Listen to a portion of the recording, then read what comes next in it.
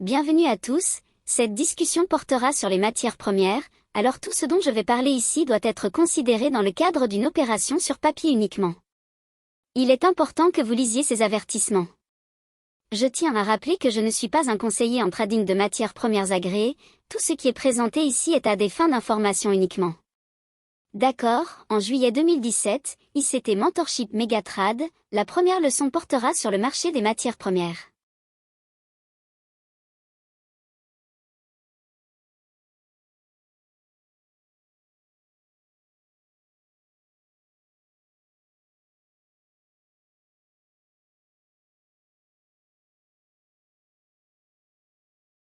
Tout d'abord, qu'est-ce que les mégatrades et qu'est-ce que c'est? Une des premières choses que j'ai apprises de Larry Williams, c'est cette idée de trouver ces grands mouvements qui ont lieu chaque année. Fondamentalement, un mégatrade est une grande variation de prix ou une tendance qui peut générer d'énormes gains potentiels. Comparé au marché relatif, il les surpasse tous. Historiquement, ils sont faciles à repérer sur vos graphiques de prix. Vous pouvez les voir chaque année civile. Ces mouvements bénéficient d'un soutien institutionnel massif et sont alimentés par de fortes influences liées à l'offre et à la demande réelle. Donc, oui, bien que je tourne généralement le nez à l'approche technique basée sur l'offre et la demande, en ce qui concerne les matières premières, c'est une réalité absolue.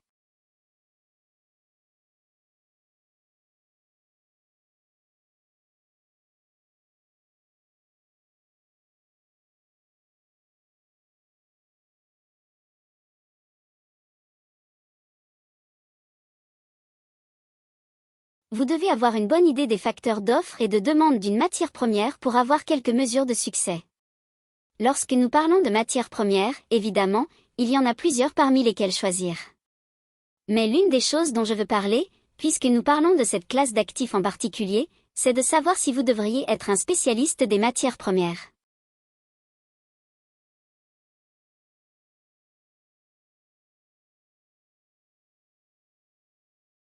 Eh bien, lorsque l'on suit les marchés des matières premières, à mon avis, il est préférable d'éviter d'être un spécialiste ou un trader d'un seul marché.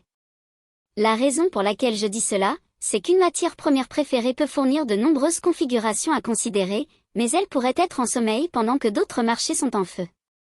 En d'autres termes, si vous ne regardez qu'une seule matière première et que c'est celle sur laquelle vous basez vos configurations principales, vous ne pourrez jamais trouver les mouvements plus importants qui se produisent et qui ont des variations de prix extrapolées, car vous ne vous concentrez que sur une seule chose. Il n'y a rien de mal à avoir une classe d'actifs spéciale ou un marché spécialisé pour opérer. Si vous vous limitez à cela, vous négligez vraiment l'une des meilleures opportunités pour vous améliorer en tant que trader, avoir une meilleure compréhension du marché général.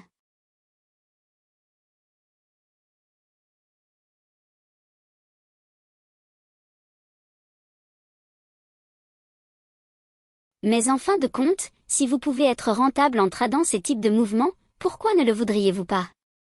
Les matières premières dans leur ensemble offrent un univers très restreint de marchés à analyser pour rechercher des méga-transactions, un peu comme le marché des changes. Je choisis de suivre seulement quelques paires majeures et croisées du dollar, ce qui élimine beaucoup d'ambiguïté quant à ce que je devrais faire.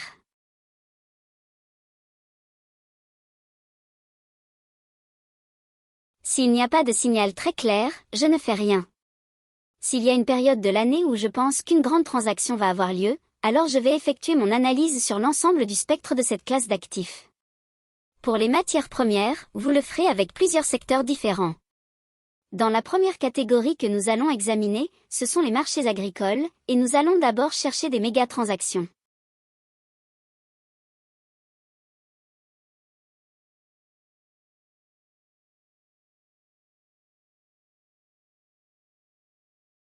Ce sont des marchés qui nourrissent le monde, et en conséquence, ils auront des facteurs d'offre et de demande encore plus importants qui les influenceront. Les sécheresses, les dégâts causés par les insectes, le gel ou une abondance de récolte auront un effet énorme sur les prix de ces marchés. Maintenant, nous allons jeter un coup d'œil au marché des céréales.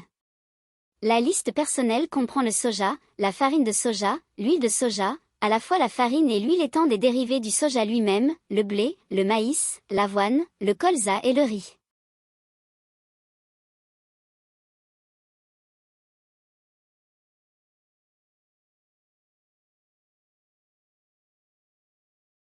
Maintenant, l'avoine et le riz, j'ai tradé ça dans les années 90, c'est un marché plutôt mince, vous pouvez vous faire mal si ça commence à faire des limites et j'ai eu l'expérience malheureuse d'être pris dans certaines de ces situations et ce n'est pas amusant. Donc, je vais ici préconiser de ne même pas suivre ces 3 marchés de céréales spécifiques.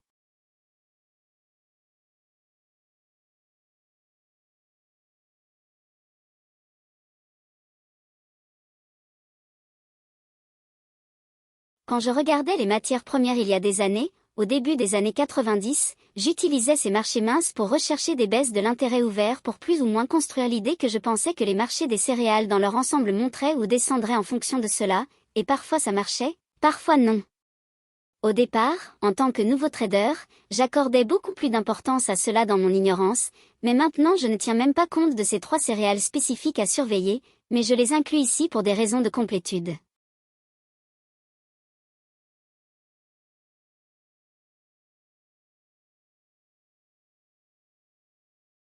Si vous regardez l'ensemble du secteur des céréales, comme je l'ai enseigné précédemment dans le mentorat pour les céréales, j'aime juste suivre le soja lui-même, le blé de la bourse de Chicago et le maïs de la bourse de Chicago. Il n'y a vraiment que 3 céréales dans ce secteur.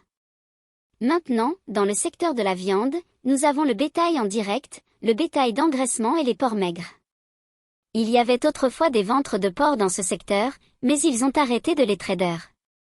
Passons aux softs, il s'agit d'un groupe alimentaire, nous avons donc le café, le cacao, le sucre et le jus d'orange. Cela nous amène à un total de 10 matières premières jusqu'à présent dans le secteur agricole, puis nous avons les fibres, nous allons examiner le coton, ce qui nous donne 11 marchés dans les marchés agricoles. Dans la prochaine zone d'opportunité, nous trouvons les marchés financiers, qui sont de nature dure et industrielle. Ainsi, les facteurs industriels d'offre et de demande vont influencer ces matières premières. Les guerres, les moteurs économiques, les taux d'intérêt, les importations et les exportations auront un impact plus important sur ces types de matières premières.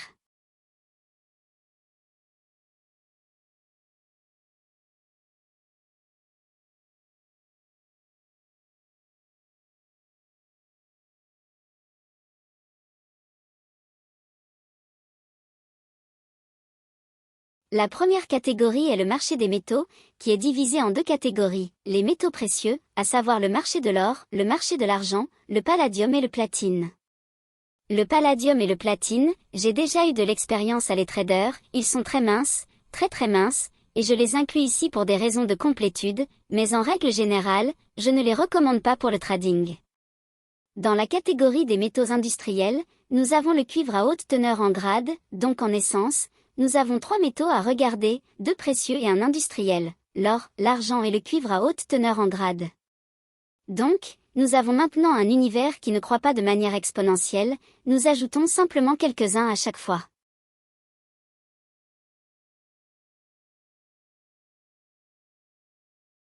Ensuite, nous avons le secteur de l'énergie, et nous regardons les marchés qui composent ce secteur énergétique, le pétrole brut, le mazout de chauffage, les contrats à terme sur l'essence et les contrats à terme sur le gaz naturel.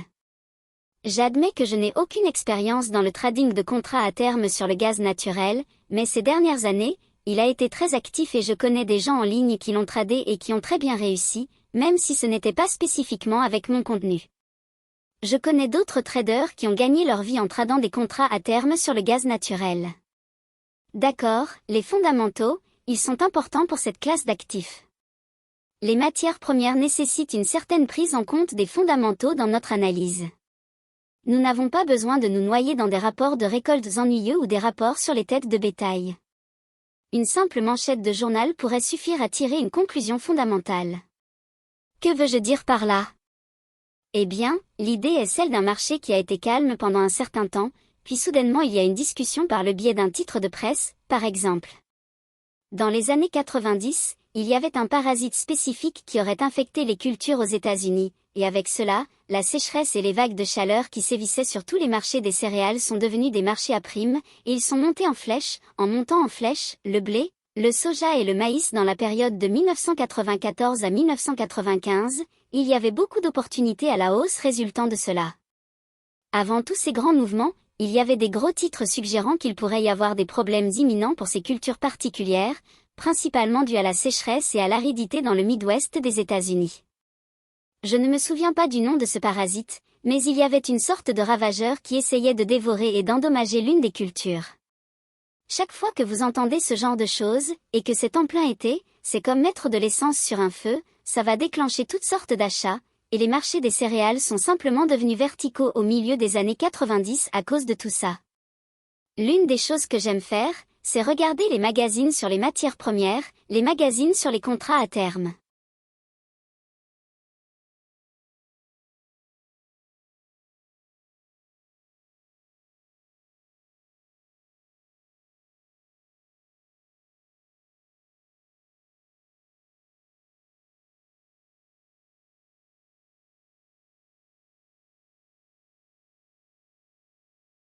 Ils ont une section dans ce magazine qui parle essentiellement des matières premières chaudes en ce moment, et c'est presque troublant comment ils en parlent toujours une fois qu'elles ont déjà bougé depuis un certain temps. Et si vous faites une analyse sur elles, ils en parleront comme étant le marché chaud du moment, juste au moment où il serait sur le point de s'inverser. Et conformément à la tendance habituelle, c'est ce qui finit par se produire. Donc, si nous voyons des nouvelles sensationnelles ou si nous voyons une attention particulière portée à une matière première spécifique, en disant que ce sont des matières premières en vogue en ce moment, et que nous pouvons voir sur le graphique qu'elles bougent depuis un certain temps, cela tend à être une très bonne condition pour la formation de méga-transactions. La raison en est que cela crée une idée de sentiment, et chaque fois qu'il y a un extrême dans le sentiment du marché, que ce soit extrêmement haussier ou extrêmement baissier, ce sont de merveilleux signaux contraires. Et si nous pouvons les obtenir au moment où il y a une superposition de signaux techniques indiquant la même chose en termes de direction, c'est une opportunité vraiment merveilleuse et un véritable point fort pour vous en tant que trader. En tant que point de départ, évidemment, vous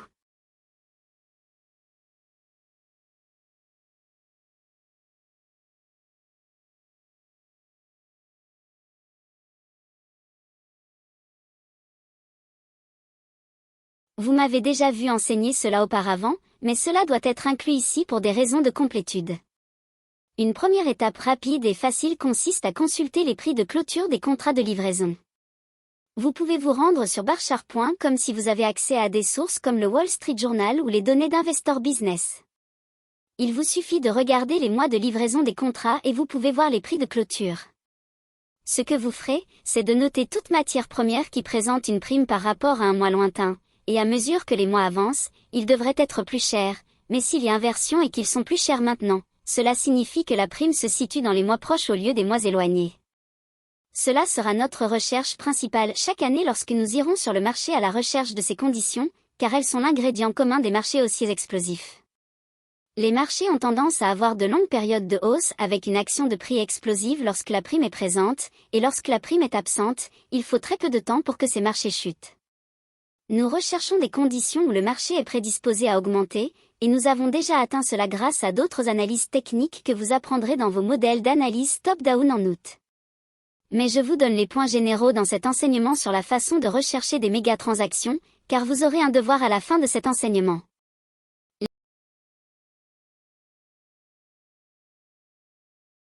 Les primes seront un dénominateur commun pour des mouvements de prix verticaux explosifs et paraboliques qui vont bien au-delà de ce que vous auriez jamais imaginé. Ces mouvements peuvent être amusants à suivre, mais les premières fois que vous entrez, ils peuvent être effrayants, car tout en vous dit de sortir. Cependant, vous voulez les conserver, car ils peuvent aller bien plus loin que ce que vous auriez jamais pensé. Nous n'avons pas besoin ou n'exigeons pas une prime pour qu'une matière première soit considérée comme haussière, mais cela ajoute simplement à la probabilité d'un fort rallye des prix, car tous les marchés haussiers ne se valent pas. Un marché haussier commercial est un marché qui devient paraboliquement vertical, et ils peuvent commencer de la même manière qu'un marché haussier standard avec une charge de portage, où les prix montent et descendent, comme une escalade typique. Ce n'est pas ce que vous voyez dans un marché commercial avec une prime, où les mois proches se vendent à un prix plus élevé que les mois éloignés. Ils deviennent paraboliques et couvrent très rapidement beaucoup de terrain, et ils le font rapidement, en quelques mois, alors qu'un marché aussi à long terme avec une charge de portage peut prendre de nombreux mois pour se réaliser ou atteindre un objectif à plus long terme. Pas lorsque la prime est présente, elle peut le faire extrêmement rapidement, avec beaucoup d'énergie et très rapidement.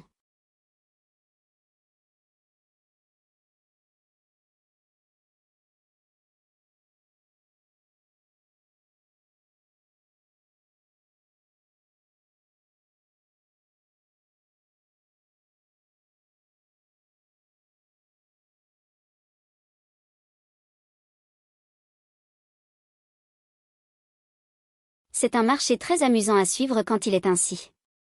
Maintenant, parlons de l'analyse basée sur le dollar. En général, lorsque le dollar américain baisse, cela permet au prix des matières premières de monter, et inversement, lorsque le dollar américain monte, les prix des matières premières baissent. Je dis cela parce que c'est la règle générale, mais les règles générales ne sont pas toujours des panacées. Il peut y avoir des périodes, qui durent parfois jusqu'à 1 an, où les prix des matières premières et le dollar américain évoluent de manière conjointe ou dans la même direction. Et il n'y a pas de solution miracle pour cela, je n'ai pas de science secrète qui me permette de résoudre ce problème. Vous devez simplement accepter le fait que nous ne pouvons jamais être précis à 100%, et c'est là que réside le risque. La performance passée n'est pas indicative des résultats futurs, nous le savons tous, cela est mentionné dans toutes les clauses de non-responsabilité, et toutes les personnes qui les lisent à voix haute disent toujours la même chose. La performance passée ne préjuge pas des résultats futurs. Tout ce que je partage ici sont des choses que j'ai observées et que j'ai apprises au cours de ces 24 dernières années, au cours desquelles il y a une probabilité massive que certaines choses se produisent. Bien que cela soit historiquement et statistiquement prouvé, il est probable qu'elles se produisent. Cela ne signifie pas que vous devriez parier de l'argent dessus, car je vous en parle ici.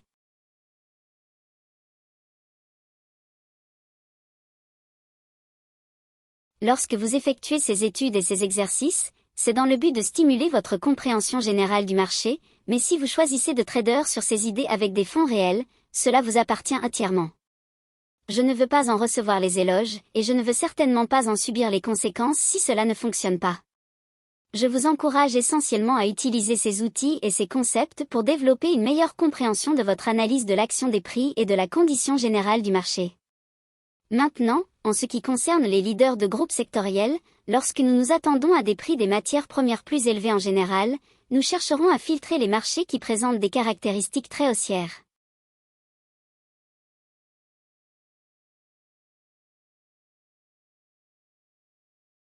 Lorsque nous nous attendons à des prix des matières premières plus bas en général, nous chercherons à filtrer les marchés qui présentent des caractéristiques très baissières.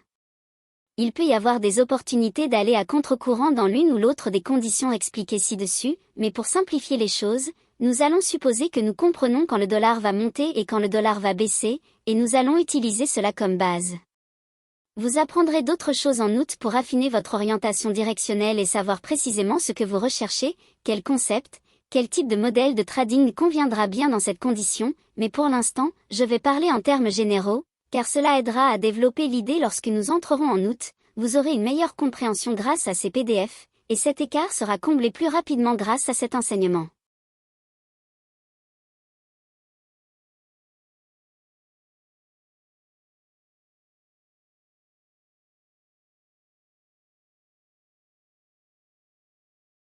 Au cours de l'ensemble de l'enseignement de ce mois, en réalité, mais si vous regardez ce graphique ici, c'est une superposition que j'ai réellement créée pour montrer ce que je vais vous montrer dans la deuxième diapositive après celle-ci.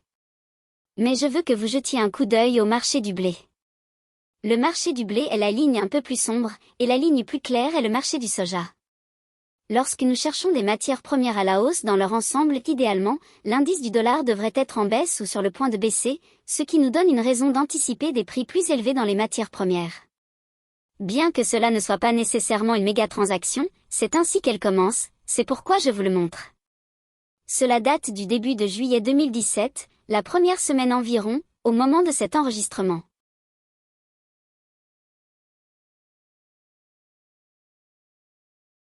La clôture du vendredi nous montre l'action des prix ici par rapport au marché du blé et au marché du soja. Je n'ai pas inclus le maïs, et si vous regardez le marché du maïs, vous comprendrez pourquoi, car il est en consolidation. Ces deux sont un peu plus énergiques, et nous pouvons en fait voir un exemple d'accumulation par les initiés. Le dollar a été baissier, ce qui signifie que des prix plus élevés devraient être attendus sur les marchés des matières premières. Ce n'est pas toujours le cas, ce n'est pas une panacée, mais cela devrait se produire. Mais sous cette prémisse qu'il pourrait augmenter, nous allons rechercher des caractéristiques pour soutenir l'idée que les trois marchés devraient augmenter, et comment pouvons-nous le faire? Nous commençons par examiner les plus bas relatifs dans le complexe des céréales. Évidemment, nous n'avons que 3 céréales à examiner, le marché du soja, le marché du maïs et le marché du blé. J'ai superposé le blé avec le soja. Vous n'avez pas besoin de le faire, mais je le fais graphiquement pour que vous puissiez voir à quoi je fais référence. Comme vous pouvez le voir, à la mi-mai et début juin, le blé n'était pas disposé à faire un plus bas, alors que le marché du soja avait chuté de manière assez précipitée. Ensuite, les deux ont légèrement rebondi jusqu'à environ le 19 juin, et alors que les deux avaient une légère baisse, le soja a fait un plus bas, mais le marché du blé n'a pas réussi à aller plus bas, et vous pouvez voir que cela se produit ici. Le soja est allé plus bas, nous pouvons clairement voir ici que le blé est le marché des céréales le plus fort, et par conséquent, le marché du blé a progressé de 6 500 $ par contrat et le marché du soja de 4 800 $ par contrat.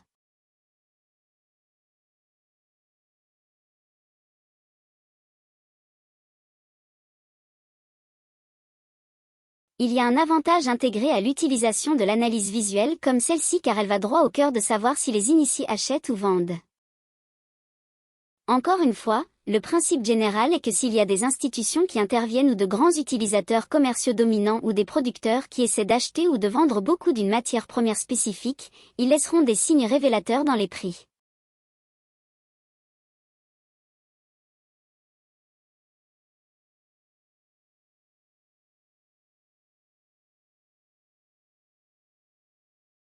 Ils ne peuvent pas le cacher, leur volume massif va créer cette fracture. Lorsque nous voyons cela se produire, nous savons qu'une accumulation massive se produit dans le complexe céréalier. Les trois maïs, soja et blé peuvent monter en tandem. Il y aura une réaction de sympathie. Le soja a fortement progressé, il n'y a rien de mal à voir un mouvement de 400 $ par contrat si vous étiez long. Qui s'en plaindrait? Personne. Mais notre travail en tant qu'analyste et en tant que trader professionnel en développement, c'est de voir les caractéristiques qui nous permettent de trouver les marchés spécifiques les plus forts d'un secteur donné. De cette façon, nous nous retrouvons avec un portefeuille des plus forts ou des plus faibles à ce moment-là. Et ici, dans cet exemple, nous pouvons clairement voir que les concepts ont été mis en évidence, le plus important étant le blé, avec un mouvement de 6 500 $ par contrat, comparé à un mouvement de 4 800 $ vu sur le marché du soja.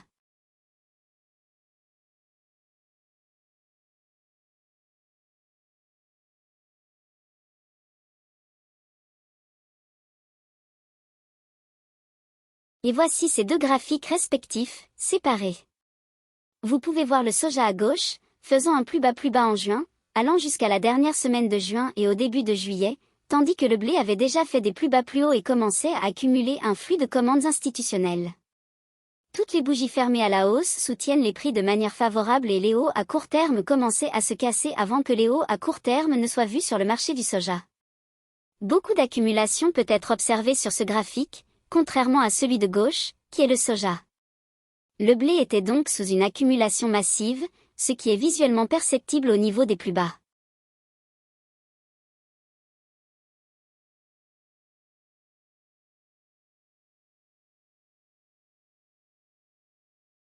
Remarquez également qu'au cours du mois de mai, nous avons connu une forte baisse de l'intérêt ouvert alors que le blé était en consolidation.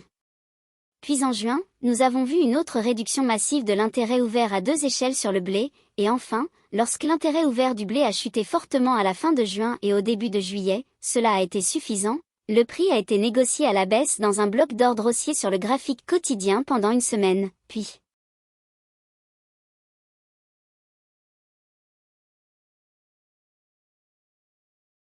explosé et a fait un autre mouvement d'$1, soit 5 000 $ par contrat. Ce mouvement n'a pris que 3, 4, 5 semaines, environ une semaine, pour générer 5 000 $ par contrat. Qui pourrait argumenter contre cela? Personne ne dira « Non, je ne veux pas 5 000 $, ne me donnez pas ça ». Maintenant, le processus en termes simples est le suivant. Ce que nous allons faire, c'est rechercher des titres de presse sur les matières premières, tout titre qui susciterait un intérêt, quelque chose comme « Les céréales sont en difficulté car il va faire sec » ou « Il y a trop de pluie », des choses de cette nature, une pénurie de production pétrolière, l'OPEP réduit la production pétrolière ou il y a une guerre au Moyen-Orient, eh bien, cela va affecter les prix du pétrole.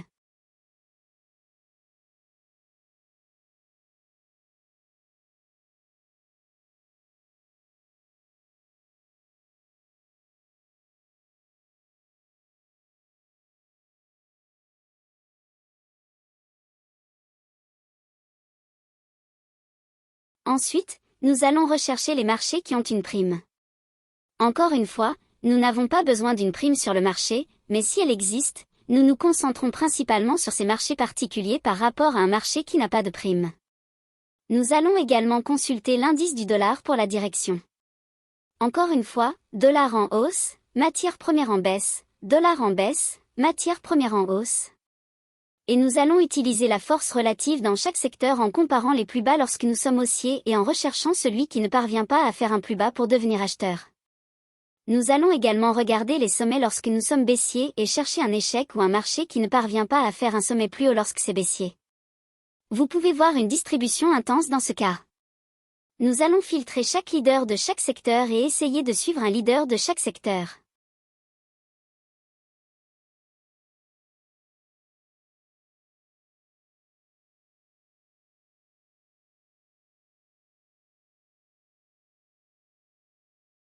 Nous allons également utiliser les prix des options pour les transactions sur papier. Donc, si vous pensez que les prix vont monter ou descendre, la façon de s'entraîner est d'aller dans la chaîne des options, et nous en parlerons également en détail en août. Cela vous aidera à trouver des opportunités même avec de petits comptes de trading. Vous pouvez acheter des options d'achat dans pratiquement tous les principaux secteurs et ne pas dépenser beaucoup d'argent.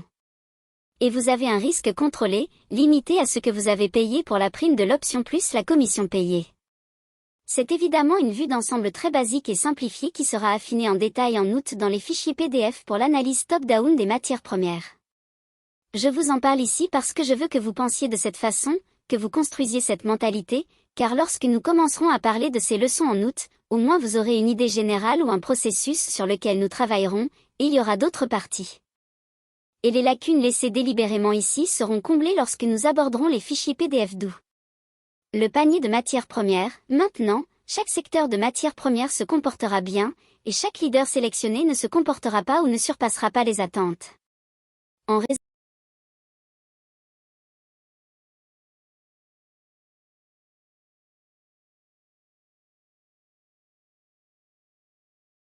du manque de perfection, malheureusement, je ne peux pas combler notre approche diversifiée dans tous les secteurs, en théorie, augmentera les chances de capturer un méga trade dans un ou plusieurs secteurs.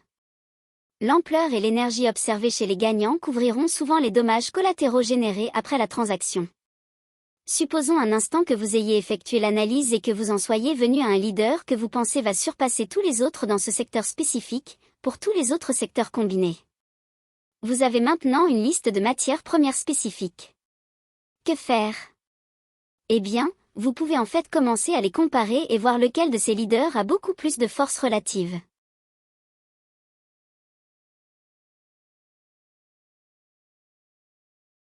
Par exemple, si nous sommes haussiers, nous avons passé en revue tous les secteurs agricoles et financiers, et nous en sommes venus à notre liste d'achats, et nous sommes haussiers. Nous avons nos leaders à la hausse que nous pensons vont monter, mais maintenant nous pouvons commencer à regarder ces leaders respectifs d'un point de vue comparatif et voir lequel de ces leaders est en train de casser les plus hauts plutôt que les autres, car cela signifie que vous pouvez vraiment voir des achats professionnels plutôt que simplement la divergence au plus bas. Cela se compare aux membres du secteur de chaque secteur respectif. En d'autres termes, si nous regardons le marché des céréales et que nous avons déterminé que le marché du soja était celui qui n'a pas réussi à faire un plus bas, et que le maïs et le blé étaient incertains quant à ce qu'ils voulaient faire, et qu'il est clair que le soja était sous accumulation, d'accord, nous avons le soja de ce complexe.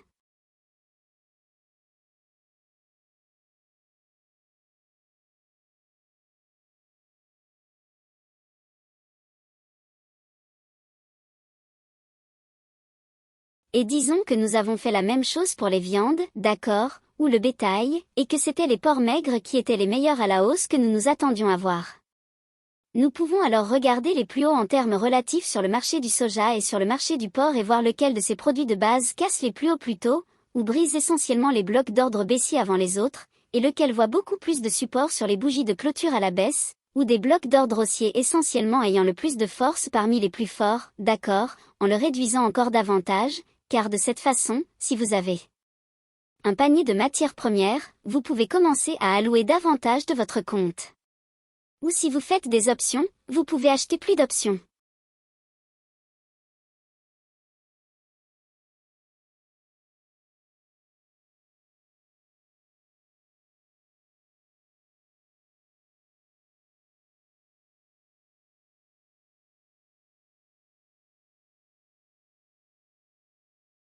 d'argent dans les plus forts de la liste des leaders et de participer toujours à tous les secteurs, mais en allouant davantage d'argent aux plus forts d'entre eux. En d'autres termes, si nous nous retrouvons avec, disons, 8 leaders différents, nous ne voulons pas répartir également cette allocation d'argent. Nous voulons faire davantage d'analyses pour découvrir lesquels de ces 8 sont en réalité encore plus forts que leurs pairs respectifs.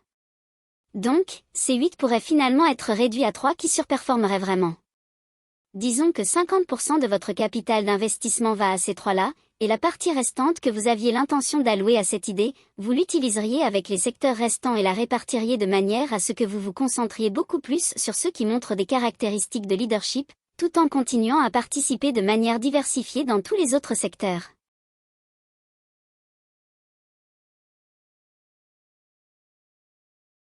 Donc, vous avez un secteur agricole, un secteur de l'élevage, un secteur des métaux, un secteur de l'énergie, un secteur alimentaire, comme le café ou le cacao, par exemple.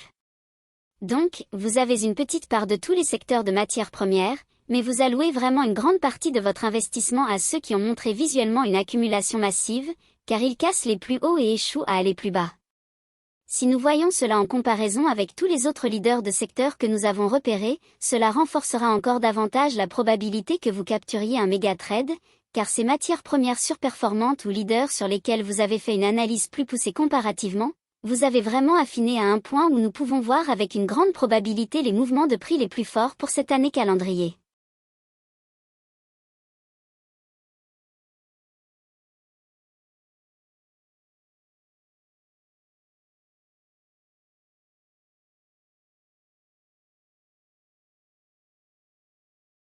D'accord, l'état d'esprit du chasseur de trésors. Certains d'entre vous pourraient penser que c'est peut-être beaucoup de travail pour trouver un mouvement de marché, ou que cela pourrait sembler ennuyeux de passer en revue des graphiques à la recherche de conditions génériques. Dès mon premier jour à regarder les plus grands mouvements annuels et à écouter Larry Williams environ 20 000 fois, en jouant sa cassette VHS de cours encore et encore, je pouvais l'entendre dire qu'il aime passer en revue des graphiques, qu'il adore ça, qu'il aime le faire, et je ne suis pas sûre si j'étais simplement programmée ou conditionnée parce que je le regardais et que je l'admirais, et que je l'entendais dire ça, mais de toute façon, je peux vous dire que j'aime toujours, en fait. J'adore faire l'analyse, passer en revue les graphiques et trouver ces types de choses, et j'en suis accro. C'est pour moi, depuis le tout premier jour, c'est comme une chasse au trésor. C'est comme un trésor caché que je dois personnellement aller chercher, et comme pour la plupart des choses, si vous en faites un jeu, ça devient amusant. Donc, chaque nouvelle année calendrier présente une nouvelle chasse au trésor. L'une des choses qui m'aide à rester motivée, c'est parce que j'ai cet état d'esprit où je considère les marchés comme une analogie particulière, comme une chasse au trésor, un jeu de cache-cache. Il me cache quelque chose, donc je vais faire de mon mieux pour découvrir ce qu'il me cache et je dois les trouver. Eux, ce sont les smart money. Je dois voir ce qu'ils font, je dois être un tracker, je dois suivre leurs empreintes, je dois être un sniper, je dois les traquer, je dois être un pêcheur, je dois jeter ma ligne là où je pense qu'ils vont mordre et peut-être attraper une baleine.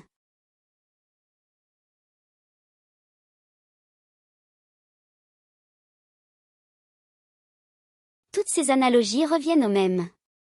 Quoi qu'il en soit, ce qui vous procure du plaisir dans cette activité, c'est ce qui doit se produire.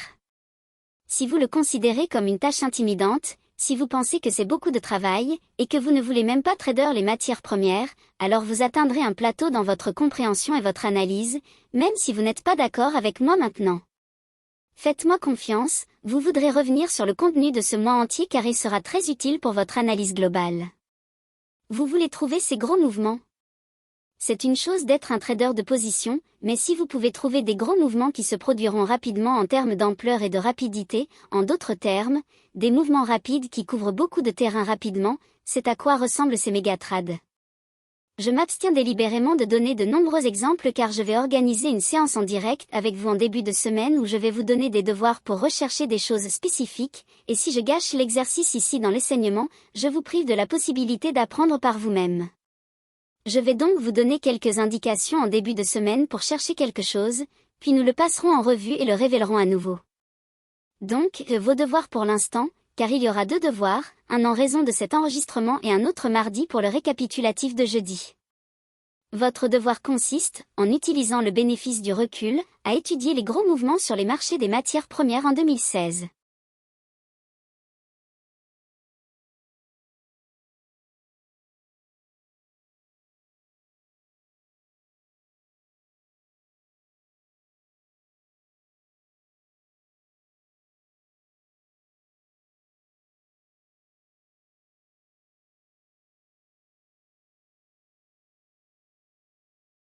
Voyez si vous pouvez voir ces choses qui sont décrites dans cette leçon. Nous allons passer en revue les exemples de 2016 ce vendredi à venir, et je vais vous apprendre comment revenir en arrière et regarder les données précédentes et les anciens graphiques pour récupérer les informations, mais certains d'entre vous pourraient ne pas savoir comment faire cela. Ce n'est pas grave. Regardez simplement un graphique hebdomadaire. Passez en revue toutes les matières premières qui ont été mentionnées ici, en excluant délibérément les matières premières qui sont des devises et des taux d'intérêt, car elles feront l'objet de leçons spécifiques ce mois-ci. Cependant, nous allons passer en revue tout cela lors d'un webinaire en direct ce vendredi à venir. Nous allons en fait passer en revue tous les grands mouvements de 2016. D'ici là, je veux que vous examiniez et que vous découvriez autant que possible en matière d'action sur les prix et quels mouvements ont eu lieu l'année dernière. Associez cela à l'indice du dollar, quelle que soit la perspicacité que vous pouvez tirer du recul, que le dollar monte ou descende, c'est une relation inverse que vous chercherez. Ensuite, cherchez le mouvement le plus important de chaque secteur. Voyez si vous ne trouvez pas ces caractéristiques dans ces secteurs respectifs. Je veux que vous ne vous ennuyiez pas, je ne veux pas que vous pensiez que cela ne mène à rien. Je suis un trader forex. Je vous promets que cela vous amènera à un autre niveau de compréhension de ce que font les marchés et pourquoi ils le font. Parce qu'il y aura également des devises qui feront ce genre de choses. En ce moment, nous parlons en termes généraux des matières premières dans leur ensemble. J'ai exclu les devises car c'est un secteur individuel, j'ai exclu le marché obligataire car c'est un secteur individuel, j'ai exclu les indices car c'est un secteur individuel. Donc, lorsque nous parlerons des actions, il y aura aussi beaucoup d'informations. Mais pour cette leçon particulière, je veux que vous regardiez tous les grands mouvements qui ont eu lieu en 2016 sur le marché des matières premières. Passez en revue toutes les céréales, à savoir le maïs, le soja et le blé. Passez en revue les viandes, c'est-à-dire le bétail d'engraissement et les porcs maigres. Regardez le café, le cacao, le sucre, le jus d'orange et le coton. Regardez l'or et l'argent. Regardez le pétrole de chauffage, le pétrole brut et voyez si vous ne trouvez pas de gros mouvements clairement indiqués par une accumulation ou une distribution professionnelle par le biais de l'action des prix, simplement en utilisant l'indice du dollar. Encore une fois, nous allons développer tout cela en août.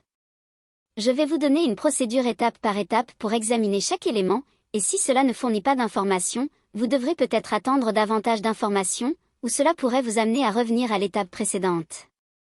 Vous constaterez qu'il y a une approche méthodique pour faire tout cela, et même si cela semble fragmenté pour l'instant, ce n'est pas grave, car je laisse délibérément des éléments.